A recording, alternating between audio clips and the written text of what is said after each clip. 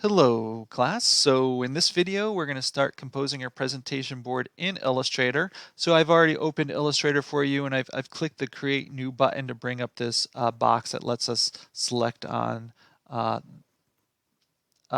how to create a new file the way we want it to be set up.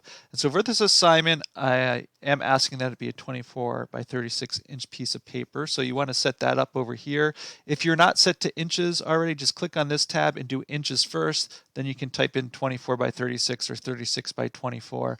The reason why my 36 is because I've also selected landscape orientation versus portrait. Now, I want you to think about your perspective and think if landscape or portrait is going to work better for you. I don't care for this assignment which one you use. And I know we're still fairly early in the semester, so understanding how your perspective might lay out in the whole composition could be difficult. But sometimes drawings want to be one way versus another. So take a look at your work, make a best guess. Ultimately, it's not really going to matter. This is a learning lesson, so you'll make it work either way. But I am going to go with landscape setting. And then you can just say create. Of course, we have a new, I'm going to close that toolbar there. We got a new page here. This is our page here. It's 24 by 36. And we are good to go. So the first thing that I'm going to do now is just place all the work in that we've already collected from the last video. And I'm going to do some of that on different layers. So on one layer, I'll just call it perspective. There we go, spelled it correctly. And I'm going to go File, Place to put this in. For the perspective, I am going to use File, Place. For the floor plans and things, I'm not. So pay attention to that part when I get here in a second. So I'm going to select the file. Again, especially on campus, I recommend making sure link is not checked here. So go ahead and make sure that's not checked, and then hit Place. I'm going to start, in my case, at the top left corner and pull down. You might want to go from the other side.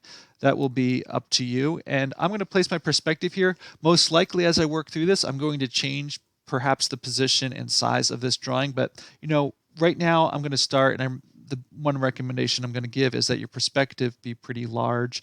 This should be the most interesting part of your drawing. So using hierarchical concepts, we want this to be big on your drawing, tell most about your story, and let the basic floor plans and elevations be secondary to it. So make your perspective nice and big. If it doesn't cover the whole board, that's fine.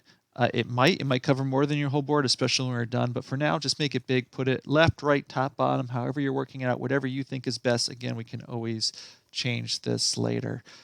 So I think this might have been a short video, but it's good enough to end here, and we come back. We'll take a look at how to get our CAD items into this. Let's go ahead. I'm just going to lock the perspective layer. And why don't we give it a save too really quick. Let's just save your file. It's always good to save often just in case things crash. Rarely do I remind people in these videos to do that. So there we go. We're good to go. I'll see you in the next video, and we'll get the CAD work in here.